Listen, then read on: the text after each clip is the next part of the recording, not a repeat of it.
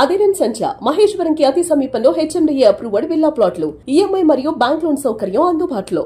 అందరికీ నమస్కారం. నేను Swaroopa Potlapalli. Welcome to Suman TV. Mass Maharaja Ravi Teja 75వ సినిమాగా త్వరలో రిలీజ్ అవ్వబోతున్న మాస్ జాతర సినిమాలోని ఓలే ఓలే సాంగ్ ఇప్పుడు వివాదాల్లోకి ఎక్కింది. ముఖ్యంగా ఈ పాటలో ఉన్న కొన్ని పదాలు, బూతులు, తిట్లు అంటూ ప్రేక్షకులు ఫైర్ అవుతున్నారు. ప్రస్తుతం నాతో పాటు ఉన్నారు సీనియర్ ఫిల్మ్ జర్నలిస్ట్ క్రిటిక్ ప్రభు గారు. ఆయనతో మాట్లాడి ఈ పాట గురించి అనేక విషయాలు తెలుసుకుందాం. నమస్తే ప్రభు గారు. మీరు కూడా వినే ఉంటారు ఓలే ఓలే పాట. ఆ పాటలో వస్తున్న కొన్ని పదాలు నేనైతే చెప్పడానికి కూడా ఇష్టపడట్లేదు. మీకు ఏమనిపించింది ఆ సాంగ్ విన్నప్పుడు? మీరేదో బూతులు అన్నారు, బూతుల్లో కనిపించినాయా మీకు? అంటే కొంచెం వాటిని మనం తిట్టడానికి ఉపయోగిస్తాం కదా పల్లెటూళ్ళలో. నీ అమ్మ, నీ అక్క, నీ ఆలి, ఇట్లాంటివన్నీ కూడా తిట్లుగా వాడేటువంటి పదాలని దీనికి వాడారు. అది యాక్చువల్గా తిట్లు కాదు. ఈ సందర్భంలో వాడింది తిట్ల కోసం వాడినటువంటిది కాదు. ఆ పిల్లని అప్రిషియేట్ నీ అమ్మ, నీ యొక్క అదే గతంలో కూడా ఎన్నో పాటల్లో ఎవరికన్నారా నిన్ను ఇంత అందంగా అనేటువంటి అప్రిషియేషన్ తల్లిదండ్రులను ఇది చేసినటువంటి ఆ పిల్ల తల్లిదండ్రులు చేసి మాట్లాడినటువంటి సందర్భాలు ఉన్నాయి. కానీ దీంట్లో ధ్వని మాత్రమే తప్ప నిజంగా సాహిత్యంలో బూతు లేదు. ధ్వని మాత్రం అలాగే ఉంది. తిట్లునే దీనిగా వాడుకున్నట్టు పల్లెటూరులో కానీ ఎక్కడైనా వాడుకునేటువంటి తిట్ల రూపంలో వాడేటువంటి వాటిని పాటకి పల్లవిగా చేయటం అనేటువంటి జరిగింది. యాక్చువల్గా అంత ఇదిగా ఆక్షేపణీయం కాదు, కానీ ఆ సౌండింగ్ అనేది మాత్రం నిజంగా ఆక్షేపణీయం. కానీ ఆ స్టెప్పులు ఎంత బాగున్నాయో, ఫుల్ జోష్ తో చేస్తూ ఉన్నారు. మాస్ మసాలా జాతర సాంగ్. ఆ జాతర సాంగ్లో దీన్ని ఏమి సమర్థించలేము. ఇలాంటి ట్యూనింగ్ని, ఇలాంటి పదాలని వాడటం అనేటువంటిది సమర్థించలేము. కానీ నిజంగా తర్వాత రిమైనింగ్ చరణాల్లో కానీ వాటిల్లో కానీ చక్కని ఇదే ఉంది. యాక్చువల్గా ఈ సందర్భంలో కానీ ఈ రీసెంట్ టైమ్స్లో మన సినీ సంగీత సాహిత్యాల గురించి మనం అంత తక్కువ సాహిత్య విలువల గురించి వాటి గురించి అంత తక్కువ మాట్లాడుకుంటే అంత బెటరు. ఎందుకంటే ఇప్పుడు కొత్తగా సాహిత్యపరమైనటువంటి పాటలు భావుకత్వానికి, భావోద్వేగానికి సంబంధించిన పాటలు ఎక్కువగా రావట్లేదు. ఎక్కువగా మ్యూజిక్ డైరెక్టర్స్ ఇస్తున్నటువంటి మాస్ ట్యూన్స్కి మాత్రమే రైటర్స్ రాస్తున్నారు. ఆ ట్యూన్లో సెట్ అయ్యేటువంటి దీని గురించే రాస్తున్నారు తప్ప ఇక మనం ఎక్కువగా దాని గురించి ఆక్షేపించుకొని మరి సమాజం నాశనం అయిపోతుందని చెప్పే అంత స్థాయి కాదు. కానీ కొంచెం బెటర్ వర్డ్స్ వాడుకొని ఉంటే బాగుండేది ఆ పల్లవి వరకు. మిగతా చరణాల్లో కానీ మిగతా మ్యూజిక్లో కానీ ఆ మాస్ బీటు, ఆ మాస్ అప్పీలు, ఆ టైటిల్కి తగ్గట్టుగా అందులో రవితేజ లాంటి ఒక ఎనర్జెటిక్ స్టార్ చేసినప్పుడు ఉండేటువంటి ఆ ఊపు అవన్నీ దాంట్లో ఉన్నాయి. అందులో శ్రీలీల కాంబినేషన్, వాళ్ళిద్దరి గతంలో కూడా చాలా super duper hit combination songs ఉన్నాయి. కాబట్టి ఆ యాంగిల్లో ఆ మాస్ అప్పీల్ కోసం చేసిందే తప్ప ఆ బిగినింగ్ పల్లవిని మాత్రం కొంచెం ఏదైనా సంస్కరించుకుంటే బాగుండేది అనేటువంటి ఫీలింగ్ కలిగింది నాకు. అయితే ఇప్పుడేం సంస్కరించడానికి ఏం లేదు కదా అక్కడ. అయితే ఇప్పుడు ఏవైతే ప్రేక్షకులు ఇష్టపడట్లేదో వినడానికి కూడా వాటిని కట్ చేసే అవకాశం ఉండదా? సెన్సార్ అనేది కూడా ఉంటుంది కదా. సెన్సార్ మరి ఎలా రియాక్ట్ అవుతుందో చూడదు. ఆల్గా అయిపోయినట్టు సెన్సార్ కూడా. రేపు 30వ తారీఖు సినిమా రిలీజ్, అక్టోబర్ 30న. అయితే ఈ సినిమాకి సంబంధించిన ప్రమోషనల్ ఇంటర్వ్యూ చేశారు సుమ. అప్పుడు కూడా హీరోని, డైరెక్టర్ని, వాళ్ళందరినీ కూడా ఏంటి ఇలాంటి పదాలు వాడారు అని ఆమె క్వశ్చన్ చేయడం జరిగింది. వాళ్ళు సమర్థించుకునే ప్రయత్నం చేశారు, కానీ చాలామంది పబ్లిక్ అయితే ఒప్పుకోవట్లేదు. అవును, ఏదైనా చేసుకున్నప్పుడు వాళ్ళ యాంగిల్ ఏంటో, వాళ్ళ పర్స్పెక్షన్ ఏంటనేటువంటి వాళ్ళు సమర్థించుకునే ఇదిలోనే చెప్తారు. అదే చెప్పారు. ఇంతకుముందు ఇంత ఎక్కువగా వచ్చినటువంటి చాలా ఉన్నాయి. అతను డైరెక్టర్ చెప్తున్నాడు కదా, వేరే వాళ్ళు వాడితేనేమో దాన్ని ఇది అంటున్నారు, వేరే వాళ్ళు వాడితేనేమో బోల్డ్ అంటున్నారు, నేను రాస్తే బూత్ అంటున్నాను, నేను చూపిస్తే బూత్ అంటున్నారండి. నిజంగా బోల్డ్ కంటెంట్కి, బూత్ కంటెంట్కి, ఒక కన్విక్షన్తో చెప్పేటువంటి కంటెంట్కి చాలా తేడా ఉంటుందమ్మా. బోల్డ్ పేరుతో చెత్తా చెదారని నీచమైనటువంటి వేస్తున్నటువంటి ఇవి ఉన్నాయి. సీన్స్ కానీ, సాంగ్స్ కానీ, వల్గర్ ఎస్పెక్ట్స్ చేస్తున్నటువంటి ఆ వెబ్ సిరీస్లో కానీ, వీటిలో కానీ చేస్తున్న దరిద్రాలు. సో ఇక్కడ బూతు అనేది లేదు, కానీ బూతు ధ్వనించింది. అది ఆ తేడాన్ని గమనించుకోవాలి.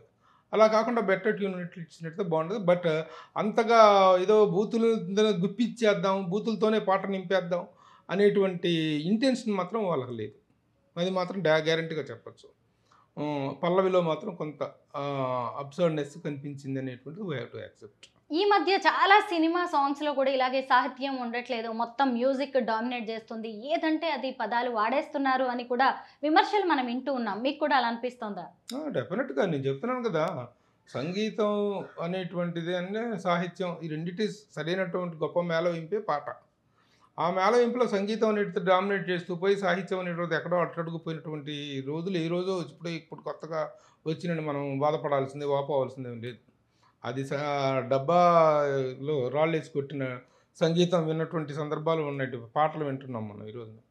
కాబట్టి ఇక అది డిఫరెంట్ సబ్జెక్ట్, అది ఒక వ్యాస్ట్ సబ్జెక్ట్. సంగీతం అనేటువంటిది సాహిత్యాన్ని మింగేస్తుంది. ఎందుకు మింగేస్తుందంటే సాహిత్యం, అంత గొప్ప సాహిత్యం రాయగలిగినటువంటి పరిస్థితులు, ఆ సిచ్యువేషన్ ఉండాలి. ఆ సిచ్యువేషన్ ఉంటే గొప్ప రాయగలుగుతారు. లేకపోతే ఓన్లీ మాటలతోటి గ్యాప్ ఫిల్అప్స్ లాగా, ఫిల్ ఇన్ ద బ్లాంక్స్ లాగా ఫిల్ చేసుకునే పరిస్థితి మాత్రమే ఉంటుంది. ఇప్పుడు ఈ సినిమాకి సంబంధించినందుకు విమర్శలు వచ్చినటువంటి మాట వాస్తవం. అలా స్పందించే వాళ్ళు ఉంటారు, వాళ్ళ స్పందనలో కూడా తప్పు లేదు. నేను బూతు రాయలేదు అనేటువంటిది అతను వాళ్ళ వాదన. నిజమే, అది బూతు రాయలేదు, అది కానీ బూతు ధ్వనించేలాగా ఉండటం అనేటువంటిది జరిగింది.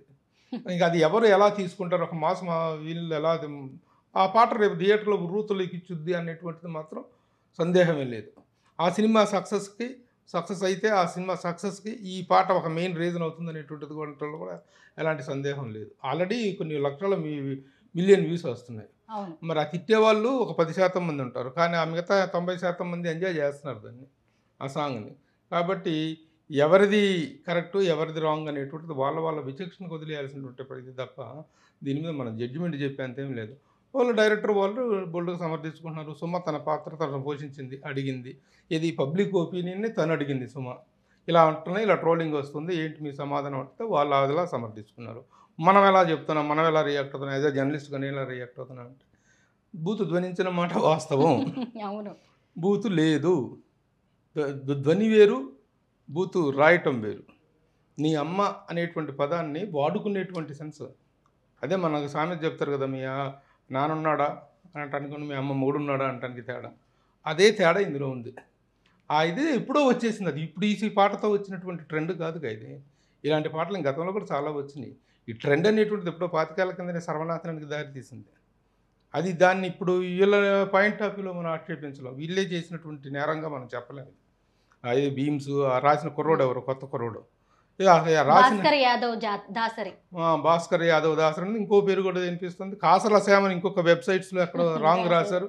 నేను కాసర్ల శ్యామకు ఫోన్ చేసి, ఏంటయ్యా ఇలాంటి సాంగ్ నువ్వే రాసావా అని అంటే, నువ్వు అయ్యో నేను రాలేదన్నా, నాకు సంబంధం లేదని తను వివరణ ఇవ్వడం జరిగింది. సో నిజంగా మాస్ జాతర సినిమాలో ఇంకొన్ని హైలైట్స్ అయితే కనిపిస్తున్నాయి. దీనికి నిర్మాత సూర్యదేవర నాగవంశి, అలాగే భాను భోగవరపు డైరెక్టర్ గా ఉన్నారు. ఇంతకీ ఈ సినిమా గురించి, ఈ సాంగ్ గురించి మనం ఇంతగా మాట్లాడుకుంటున్నాం కదా, కొరియోగ్రఫీ అంతా జానీ మాస్టర్, బీమ్స్ సిసిలోరియో మ్యూజిక్, రాసిందేమో భాస్కర్ యాదవ్ దాసరి. అయితే ఒక్కోసారి నెగిటివ్ పబ్లిసిటీ కూడా సినిమాకి ప్లస్ అయ్యే అవకాశం ఉంటుందా? డెఫినెట్గా ఉంది. ఈ సాంగ్ చూడు, ఈ సాంగ్కి ఎన్ని వ్యూస్ వస్తాయో, ఈ సాంగ్ ఎంత హిట్ అవుతుందో దీని కింద వచ్చే కామెంట్స్ కూడా అంత హిట్ అవుతాయి. అన్ని లక్షల వ్యూస్ వచ్చినాయి కదా, డెఫినెట్గా ఈ song hit, super duper hit song. డెఫినెట్గా ఈ సాంగ్ కోసం థియేటర్లో వెయిట్ చేసేటువంటి పరిస్థితి డెఫినెట్గా ఉంటుంది. అలాగే డైరెక్టర్ కూడాను చాలా మాస్ అపీల్ ఉన్నటువంటి వాటికి మన సామాజికవర్గంలో అనే సినిమా ఎంత నీట్గా తీసాడు, చాలా చక్కగా చేశాడు. అలాగే సరే, నిర్మాతల గురించి చెప్పేసరికి ఈజ్ నౌ చాలా రన్నింగ్లో ఉన్నటువంటి మంచి ఫామ్లో ఉన్నటువంటి producer Nagavamsi. So let's wait and see how it comes out. మొత్తం మీద ఈ ఓలే ఓలే సాంగ్ అనేది విమర్శలకైతే దారి తీసింది. సినిమా హిట్ అవుతుంది, లేదు అంటే చాలా రోజుల తర్వాత మళ్ళీ ఎనర్జెటిక్ స్టార్ అయిన మాస్ మహారాజాని మన స్క్రీన్ మీద చూడబోతున్నాం అని చెప్పి ప్రేక్షకులు ఎదురు చూస్తున్నారు. థ్యాంక్ యూ సో మచ్ ప్రభు గారు. ఓకే.